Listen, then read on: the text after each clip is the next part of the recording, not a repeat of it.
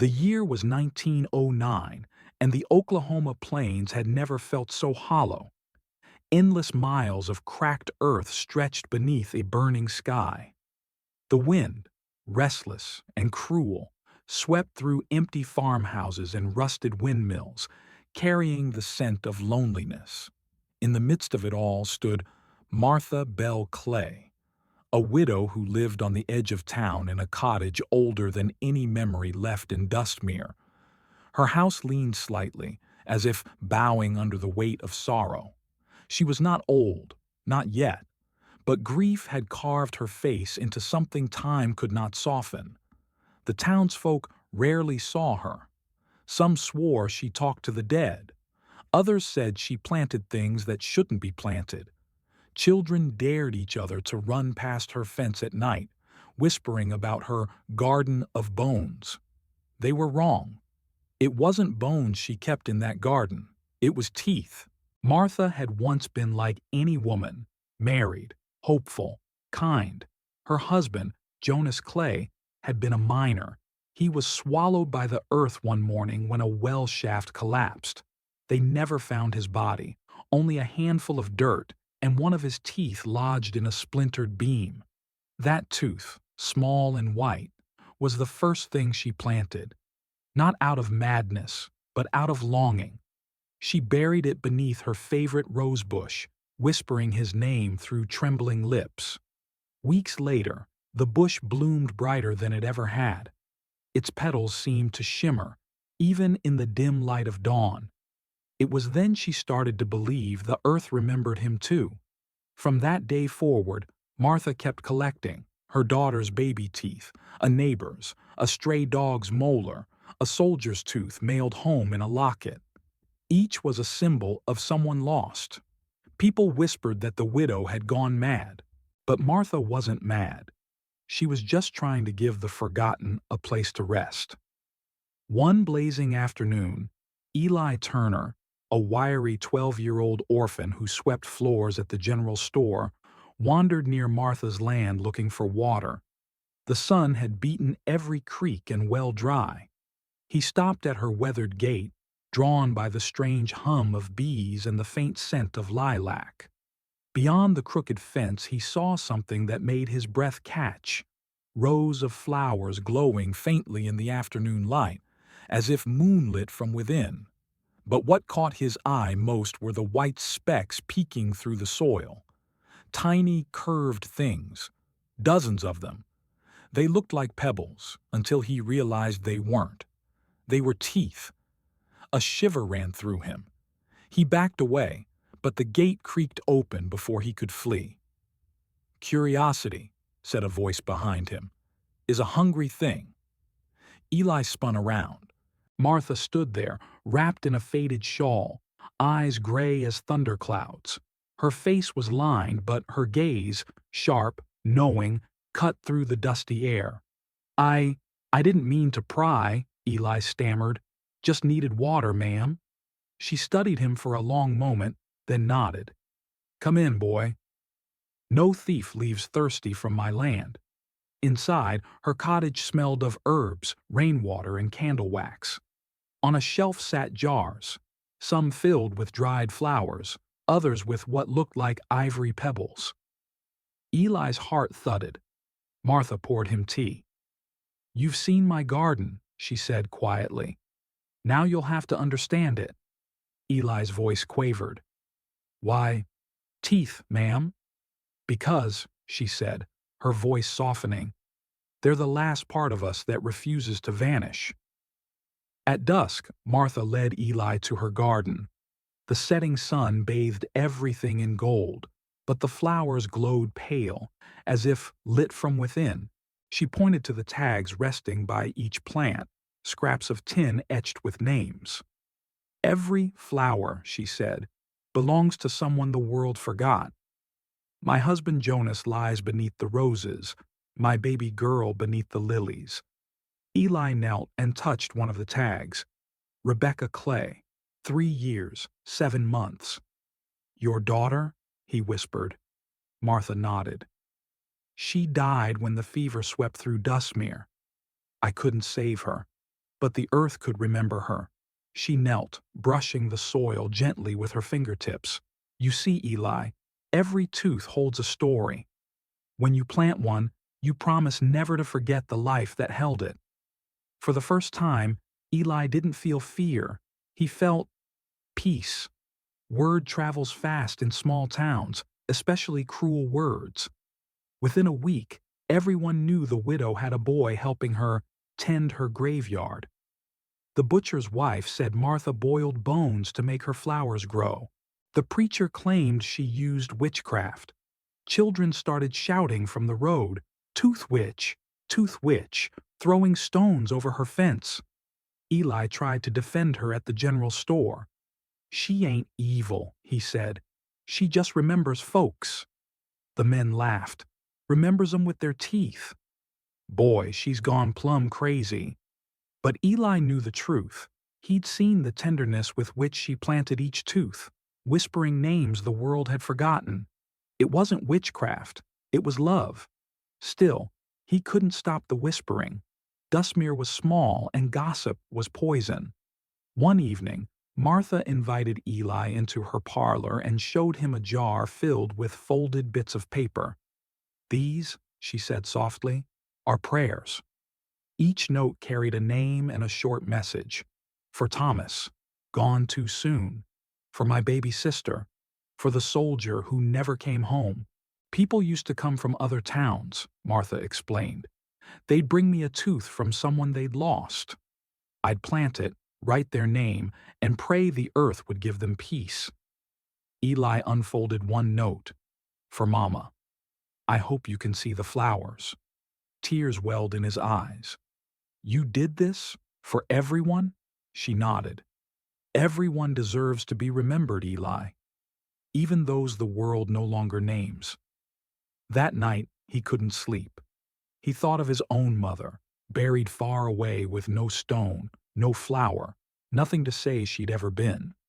Maybe, he thought, he could find a way to make her bloom too. That summer, the skies sealed shut. The land cracked open like old pottery. Crops turned to straw, cattle died, and even the church well ran dry. But Martha's garden, somehow, remained green. The flowers bowed but did not break. When the townsfolk saw it, fear returned to their hearts. She's keeping rain for herself, cried one farmer. She's got the devil's touch, yelled another. They marched to her gate demanding she undo whatever spell she'd cast. Martha met them calmly. I have no spells, she said, only prayers. The sheriff, Henry Cobb, stepped forward. If you truly can call rain, Widow Clay, do it now, for all our sakes. She stared at him for a long while, then whispered, Bring me something of those you've lost. Not money, not curses. Just a piece of memory, a tooth, a trinket, anything your heart still aches for. They hesitated. But desperation breaks even the proud. By nightfall, her porch was filled with offerings. That night, thunder rumbled for the first time in months.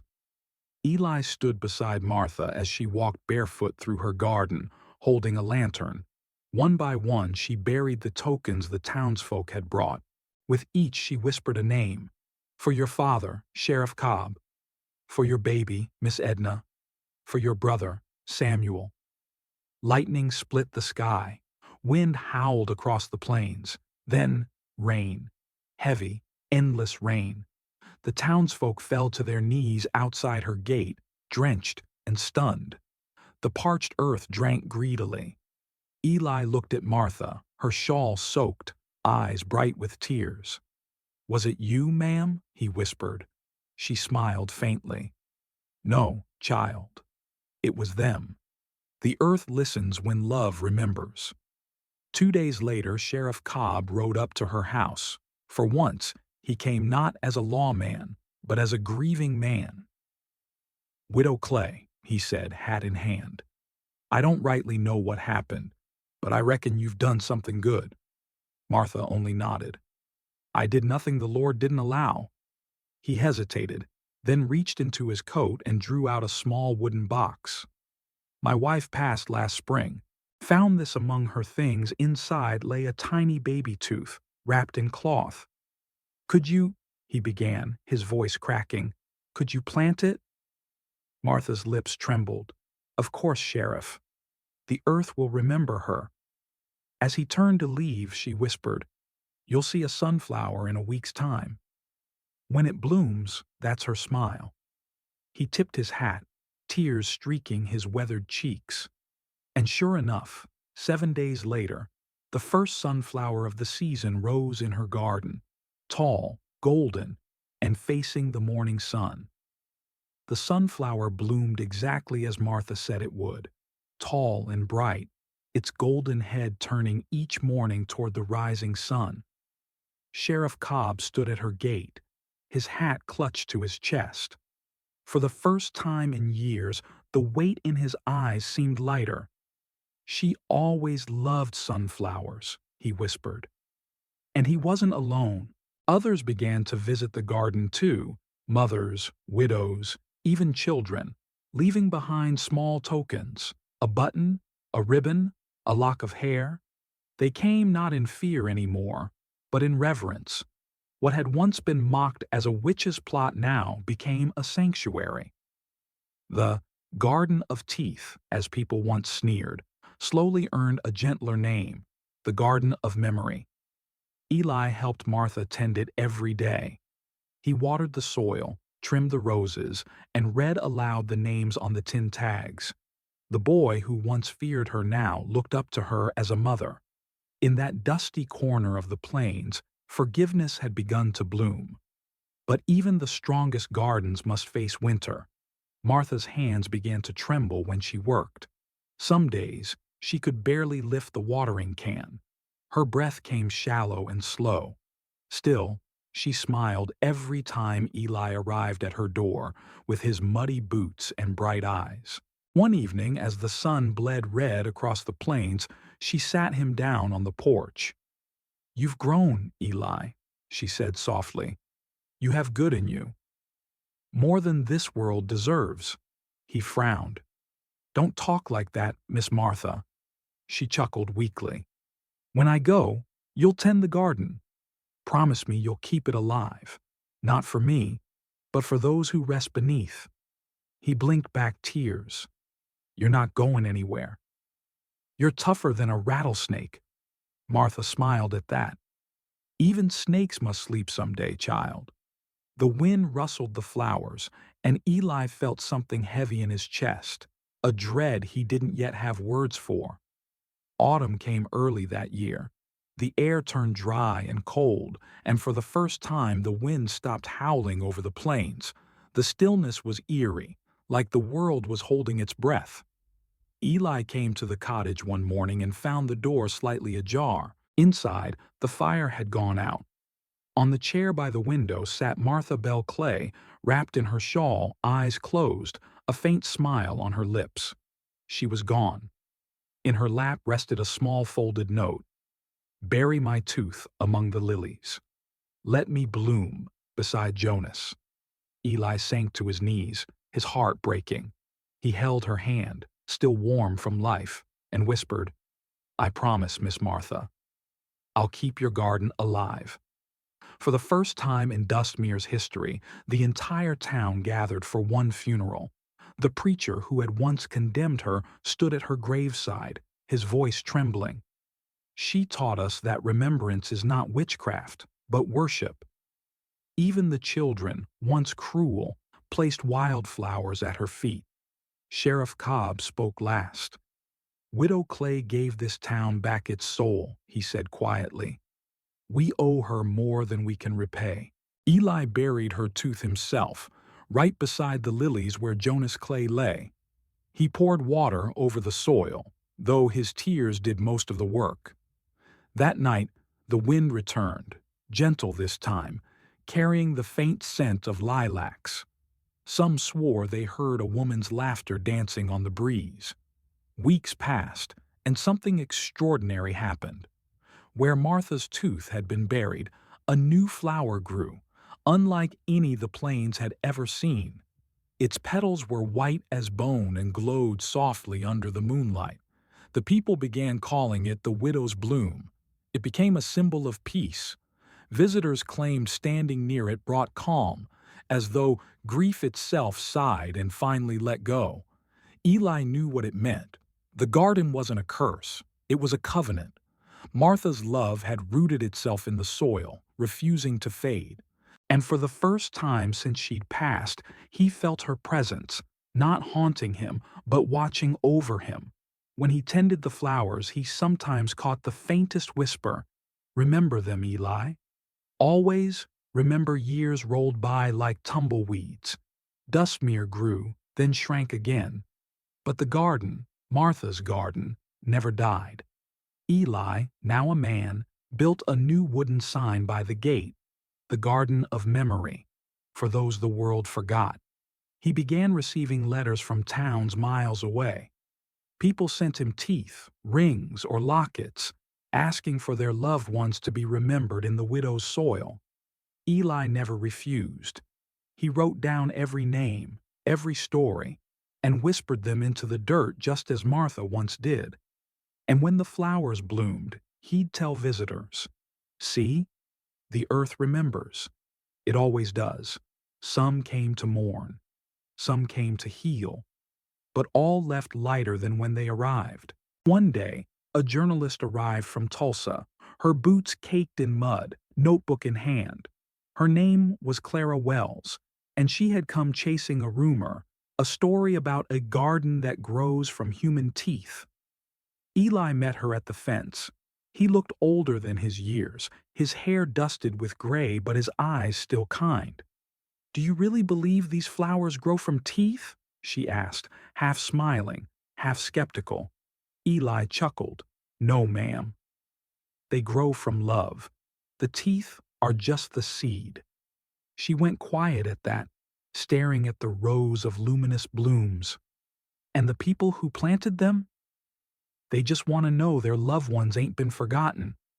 Clara wrote her story that night, not about superstition or witchcraft, but about remembrance, redemption, and the widow who taught the plains to love again. When the article was published, people from all over the state came to see the garden that remembered the dead. Years later, another drought hit the plains. The sky turned cruel again, and fields cracked open like broken skin. But this time, no one cursed the heavens. Instead, they sent letters to Eli, asking him to pray. He walked through the garden at twilight, reading each name aloud just as Martha had once done. For baby Ruth, for soldier Samuel, for Mary Cobb. When he finished, he knelt in silence. The air was still for a long moment. Then came a low rumble of thunder. Rain fell that night, slow and steady, washing over the garden and the town alike. The people called it the widow's rain. Eli called it something simpler, her promise. By 1930, Dustmere was no longer the dusty ghost town it once was. Roads were paved, new families moved in, and time carried away the old fears. But Martha's cottage remained exactly as she'd left it, its garden, alive, bright, and eternal. Visitors said they sometimes heard laughter in the wind or saw shadows moving softly among the flowers. One child swore a woman's voice whispered his name when he left a daisy by the lilies. Eli would just smile and say, "That's Miss Martha, tending her garden." She never could stay away too long. He'd grown old now, his hands rough, his back bent, but his heart still tender. Every morning, he greeted the garden with the same words she once used, "Good morning, my loves." The world still remembers. One spring morning, Eli didn't rise from bed.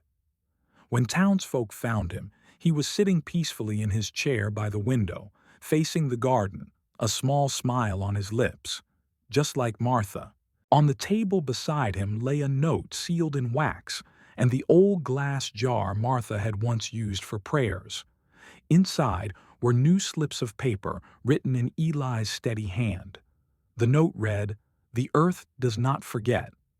Every act of love, Every tear, every memory takes root somewhere. What grows from it is not sorrow, but peace. If you find this, plant something for someone you've lost. Let them bloom again. He was buried beside Martha and Jonas, under a new archway the townsfolk built. The widow's garden, may love bloom forever. That night, under the full moon, a strange and beautiful flower grew beside the widow's bloom, half white, half golden. Its petals curled in the shape of a child's tooth. The townsfolk wept, but not in sadness. They felt peace, warmth, and the quiet certainty that love, true love, never really dies. Because somewhere beneath the Oklahoma plains, a widow and her garden were still keeping the world's memories alive.